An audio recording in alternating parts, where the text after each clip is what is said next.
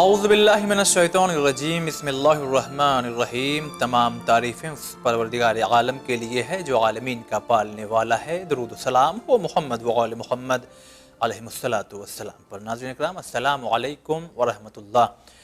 Programme حقوق شناسی میں آپ سبھی کا استقبال کرتے ہیں۔ آج ہمارا یہ تیسرا ایپیسوڈ، اہم ترین گفتگو دو ایپیسوڈ میں ہم نے آپ تک پہنچائی ہے، وہ باتیں جس کی ہمیں سخت ضرورت ہے سماج میں تربیت اور معاشرے کے حالات جو بگڑ رہے ہیں اس کو دیکھتے ہوئے۔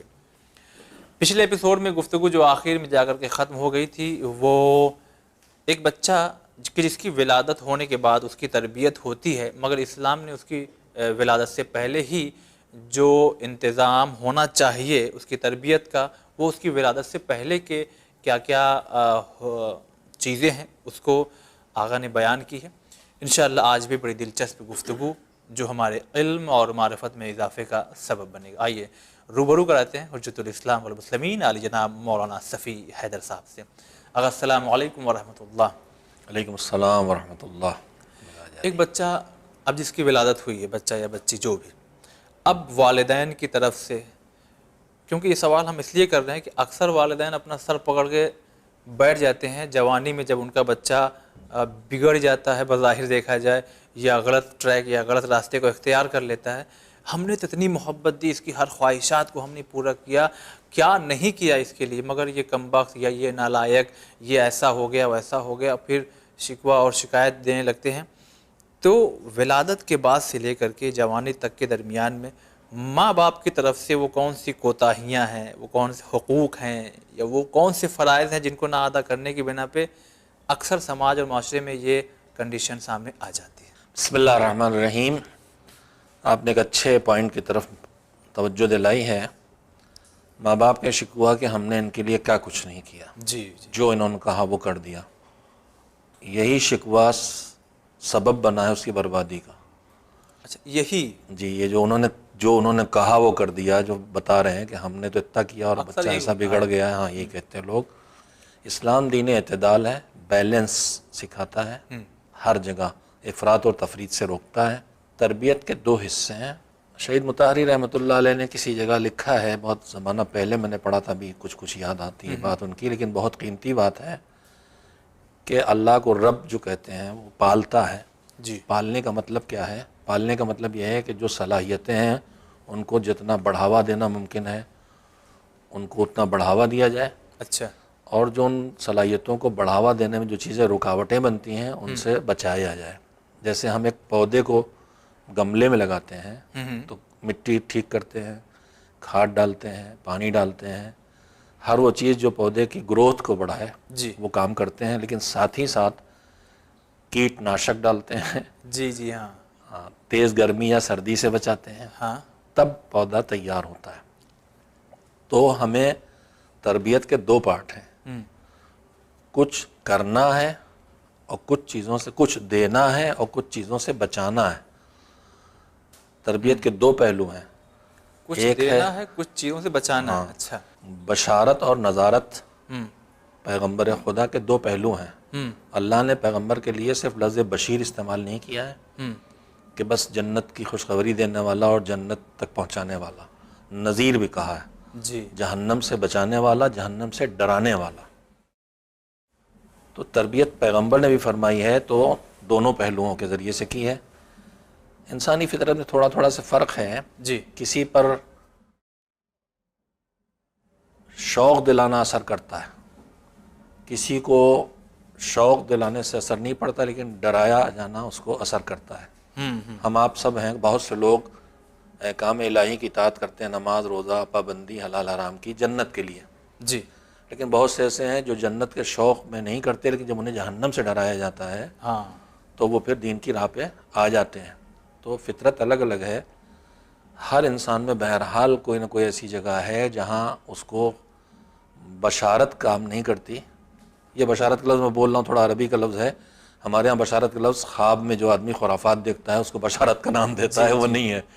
ہم فرض کر لیتے ہیں کہ ہم نے حضرت عباس کو دیکھا اور انہوں نے بشارت کی ہے، تو وہ اردو میں کہاں سے آیا مجھے نہیں معلوم ہے، حقیقت بھی نہیں ہے، بشارت ہوئی ہے یہ کرو وہ کرو، توہمات کو لوگ بشارت کہنے لگے ہیں، وہ ایک الگ موضوع ہے، وہ والی بشارت نہیں ہے، خوشخبری دینا، جنت کی راہ دکھانا، اچھائی کی راہ دکھانا، نرمی کرنا، اور نذیر ہونا، ڈرانا، خوف زدہ کر کے برائی سے بچانا، خطرناک چیزوں سے روکنا۔ جی تو تربیت کے دو حصے ہیں، ان کی خواہشات بھی پوری کی جائیں گی اور انہیں روکا بھی جائے گا۔ اچھا، اس وقت تربیت کی سب سے بڑی خرابی پہلے تھی، صرف سختی زیادہ تھی، نرمی اور محبت کم تھی بزرگوں کے دور میں، وہ بھی ایک انگی تربیت تھی، لیکن اس کے نتیجے اتنے برے نہیں تھے جتنے آج جو تربیت کا دوسرا رخ ہو گیا بچوں کے پالنے کا، کہ بس نرمی نرمی نرمی نرمی، ہر بات پوری کی جا رہی، ہر فرمائش پوری کی جا رہی، حیثیت نہیں ہے، موبائل بچے نے کہہ دیا تو دلا کے رہیں گے، موٹر سائیکل دلا کے رہیں گے،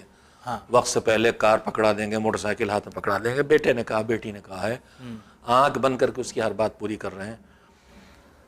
کہیں کہیں اس سے انکار بھی کیا جانا چاہیے، اسے معلوم ہونا چاہیے کہ ایسی جگہ بھی آئے گی جہاں میری بات نہیں سنی جائے گی، جی جی، میری بات نہیں مانی جائے گی، ہر جگہ میری نہیں چلے گی، اس لیے کہ اگر اسے اس طرح ہم نے پالا کہ ہر جگہ اس کی چلے گی تو پھر وہ کل اللہ کے سامنے بھی اڑ جائے گا، اللہ سے دعائیں کرے گا، مانگے گا، چاہے گا، جب اسے کچھ نہیں ملے گا تو اڑ جائے گا، اڑ جائے گا، کہ میری نہیں چل رہی ہے تو وہ کفر کی منزل تک آ جائے گا۔ تو یہ تنہا باتیں پوری کرنے والی تربیت، بچوں کے طرح پالنا کہ ان کی فرمائشیں پوری ہیں، ان کے لیے سب کر دیا جائے، ان کے ساتھ کبھی کوئی معمولی سے تنبیہ نہ ہو، معمولی سے ان پر سختی نہ ہو، تو یہ نہیں کیا جائے گا تو بچہ خود سر انسان تیار ہوگا جو دنیا میں بھی فرعون ہوگا اور ہو سکتا ہے آخرت کو بھی فرعون ہو جائے، اور اس کے ذمہ دار ماں باپ ہوں۔ ہاں، آپ کی گفتگو اور بڑھ جائے گی، لیکن یہیں پہ دیکھیے فوراً ذہن میں یہ بات آ رہی ہے، یعنی یہی شاید وجہ ہو سکتی ہے جو اکثر نوبت طلاق تک ہوتی ہے۔ بچیوں کی فرمائش ہوتے ہوتے وہ جوان ہو گئی، لڑکی ہو گئی،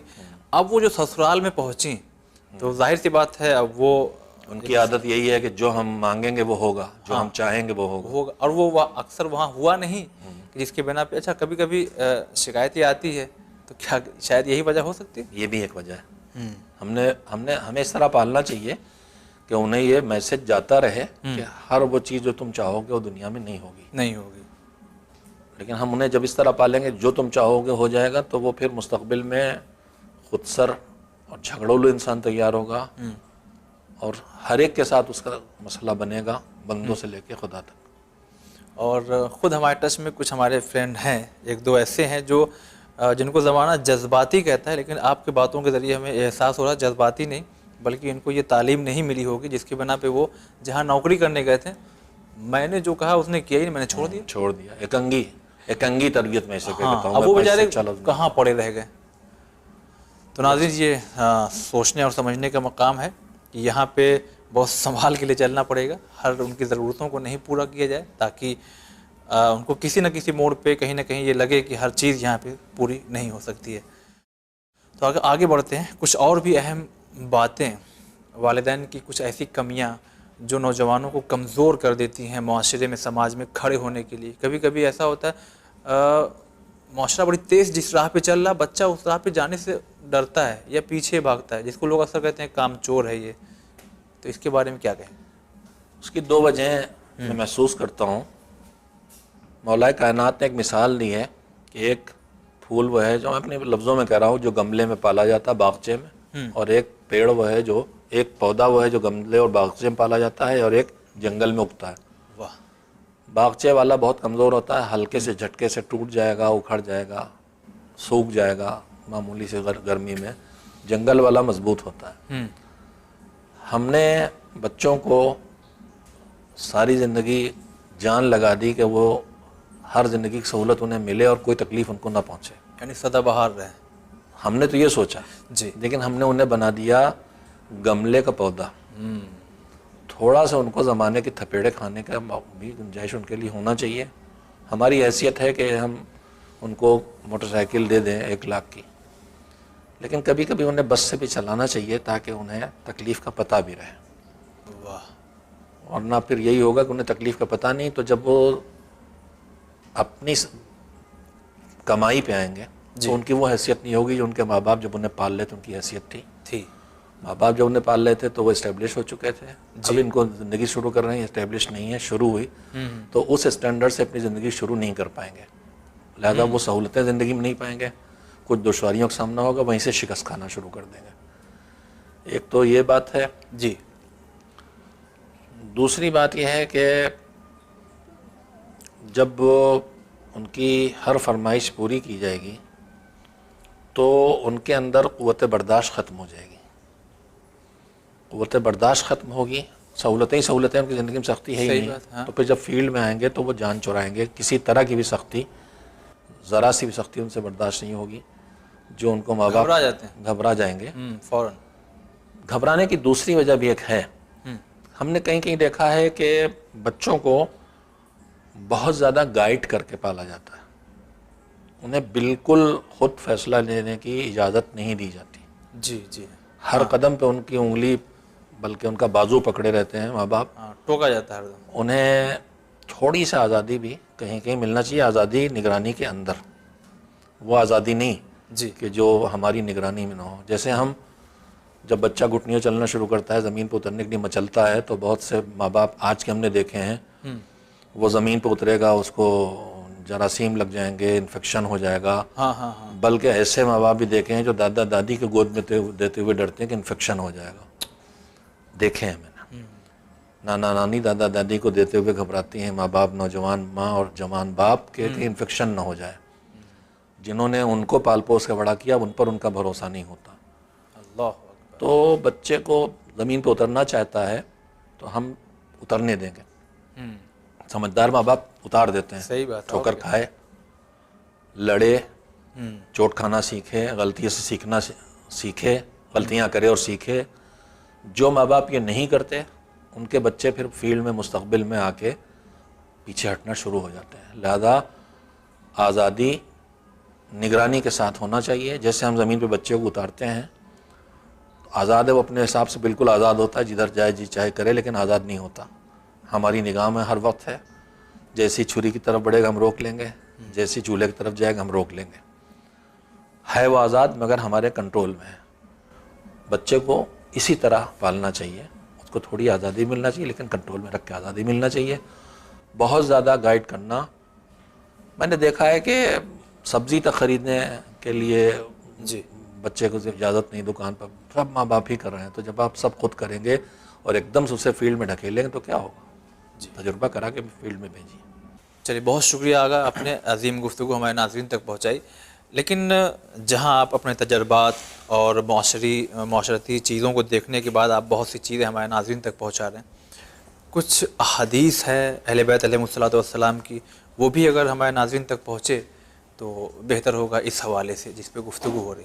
معصومین علیہ السلام کے ارشادات کے مجموعے جو سب سے پہلے عصر غیبت کے آغاز میں یا اس کے بعد مرتب ہوئے ہیں، جو اصول اربعہ کہلاتے ہیں، جس میں سب سے مشہور کتاب کافی ہے، اور اس کے بعد اور بہت سی احادیث کے مجموعے آئے ہیں.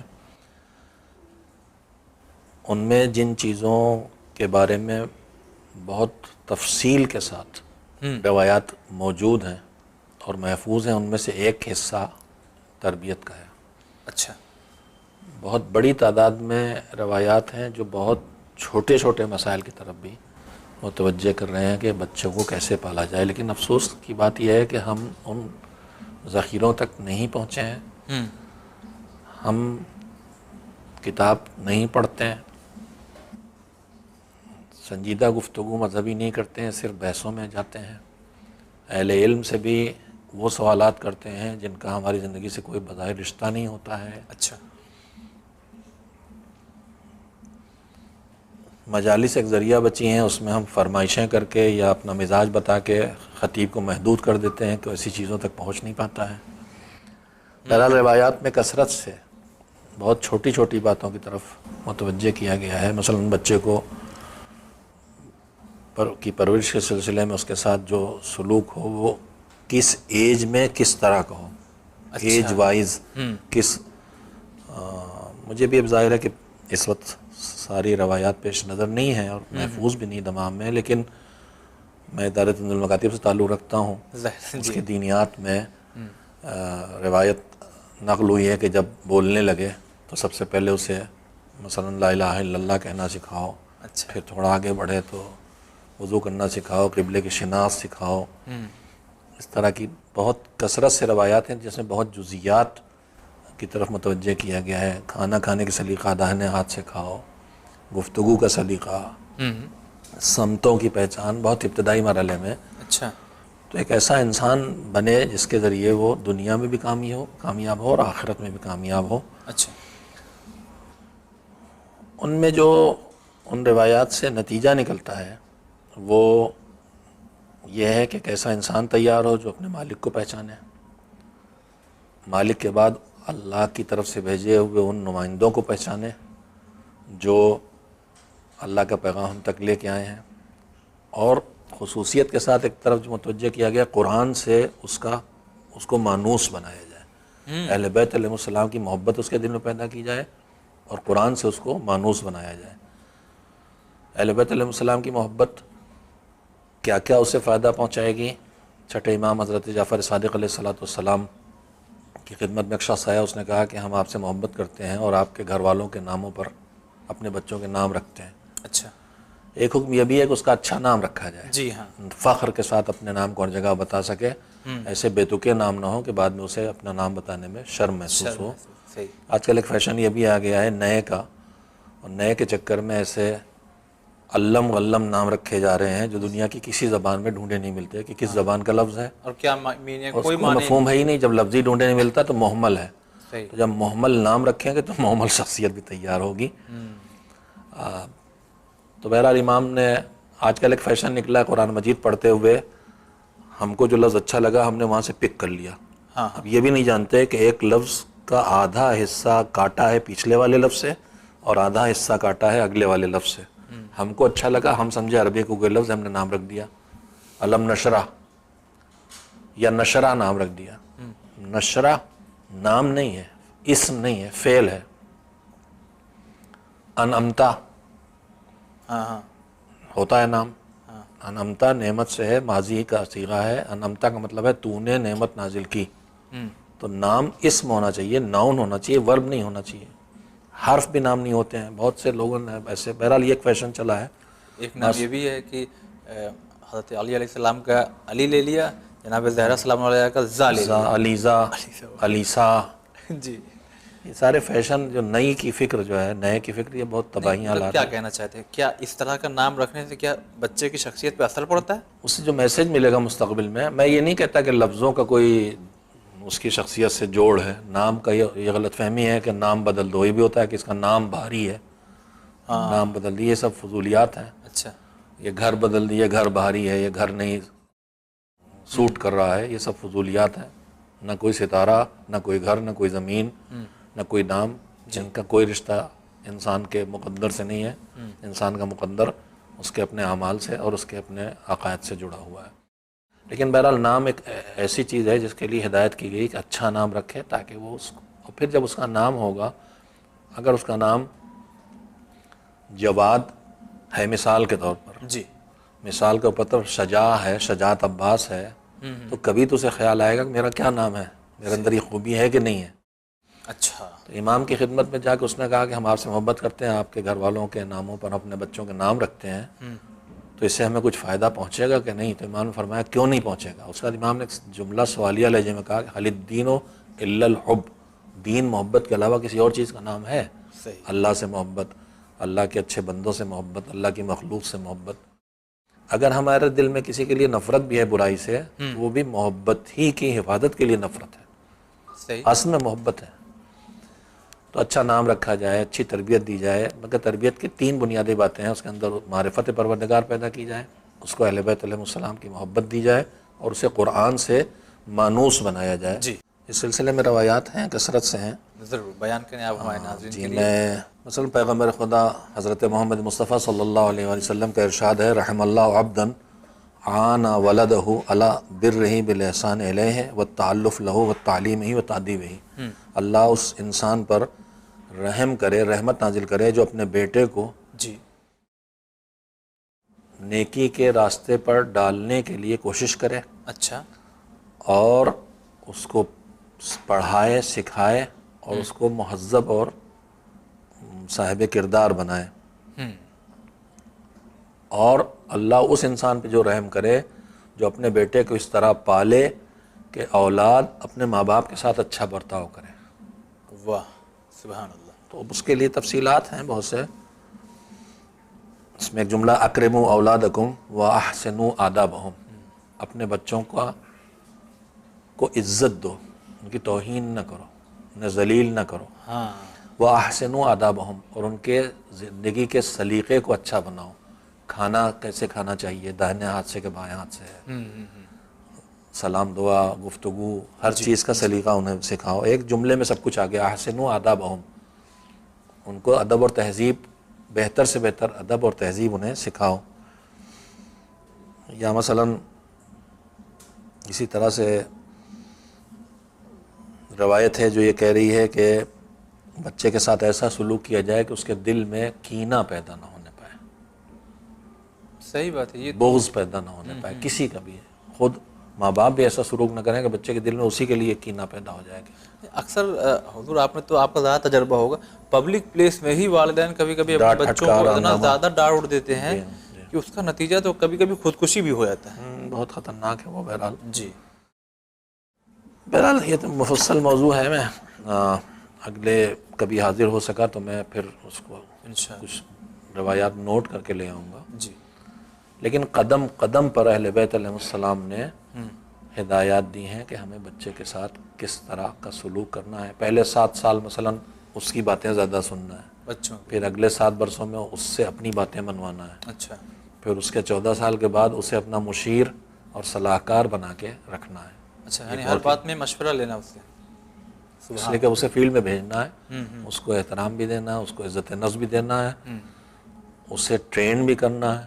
اور وہ باشعور ہو گیا ہے، میرا مخلص بھی ہے، میرا بیٹا ہے، میری بیٹی ہے، تو مجھے صحیح مشورہ بھی دے گا. جی جی اور مجھ سے آگے کے زمانے میں آیا ہے تو ہو سکتا ہے بعض باتیں اس کے پاس ہوں جو میرے پاس نہ ہوں، صحیح بات. تو مجھے بھی اس سے فائدہ پہنچے گا اور میرے تجربے سے اس کو فائدہ پہنچے گا. چلیے بہت شکریہ. اہم ترین گفتگو. ناظرین احادیث بھی کچھ آپ کی خدمت میں پہنچی ہے. اچھا، ایک سوال ہمارے ذہن میں بھی آیا ہے. وہ سوال یہ ہے کہ بچے کی تربیت کے حساب سے اگر دیکھا جائے تو بچہ ماں سے زیادہ قریب رہتا ہے، چاہے لڑکا ہو چاہے لڑکی، کیونکہ والد اکثر یا تو کام پہ ہوتے ہیں، یا اگر حالات کو دیکھا جائے سعودی، دبئی، بحرین، قطر اور امریکہ، کہاں کہاں.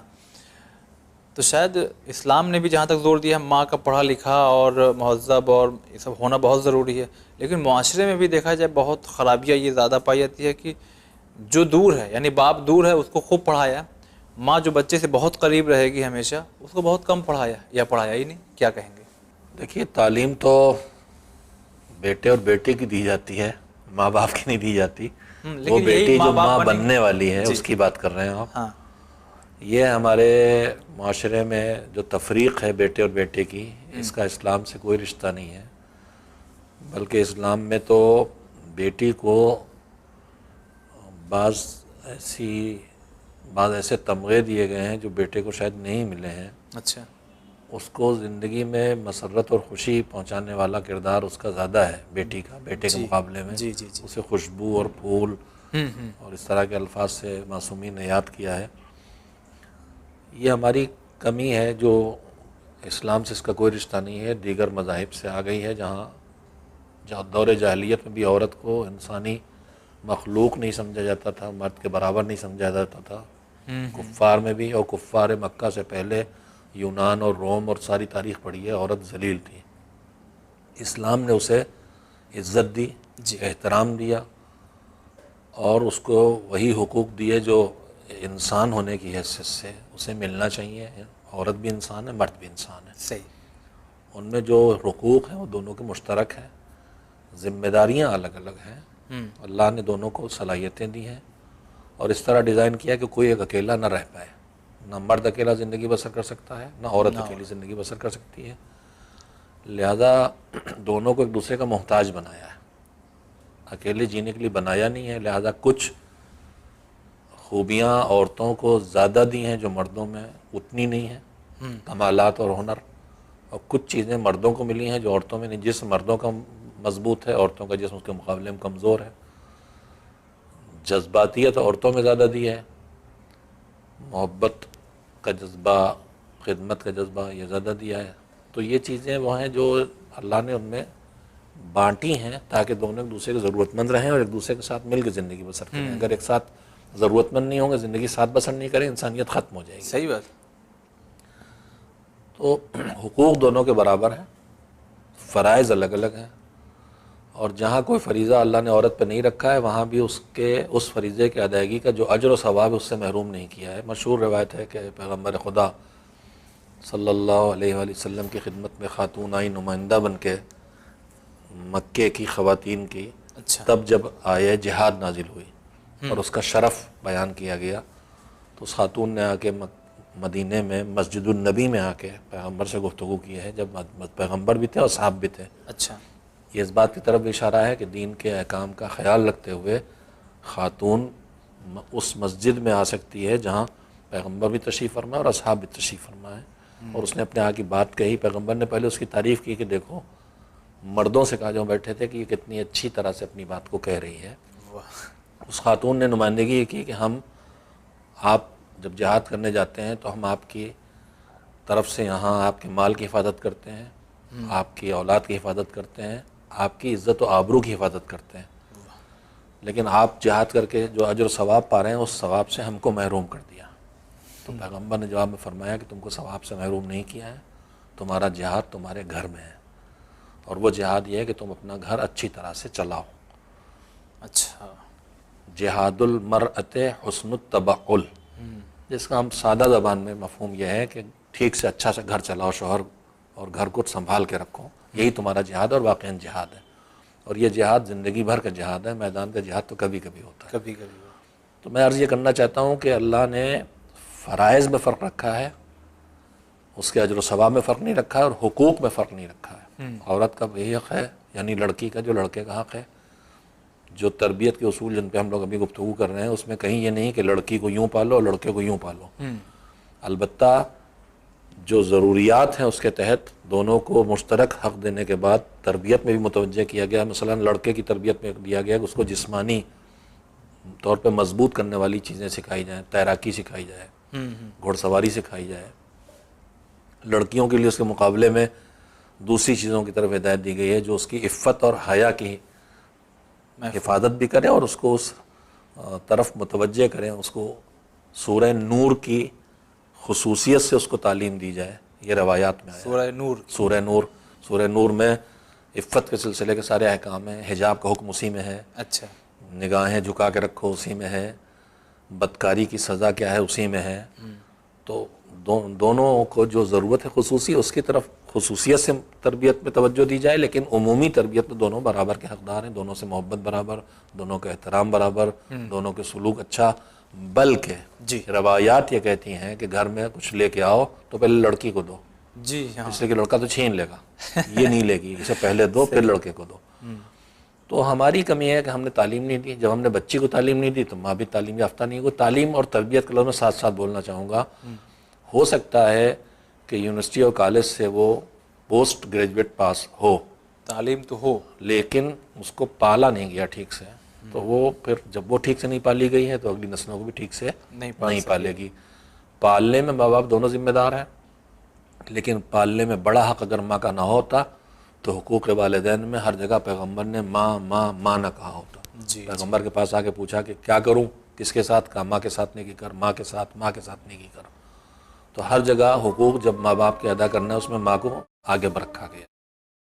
چلیے آقا بہت بہت شکریہ، اور ناظرین اپنے پروگرام کو ہم یہیں پہ ختم کرتے ہیں۔ انشاءاللہ اگلا جو ایپیسوڈ ہوگا اب والدین کی جو ذمہ داریاں تھیں اس کے سلسلے سے جو اس مختصر سے وقت میں گفتگو ہوئی ہے، انشاءاللہ کل کا ایپیسوڈ جو ہوگا اب بچوں کی طرف سے کیا ذمہ داریاں ہیں، حقوق کیا ہیں، وہ انشاءاللہ بات ہوگی، لہٰذا پروگرام کو دیکھنا نہ بھولیے گا۔ فی الحال آپ دیکھتے رہیے چینل پہ۔ خدا حافظ۔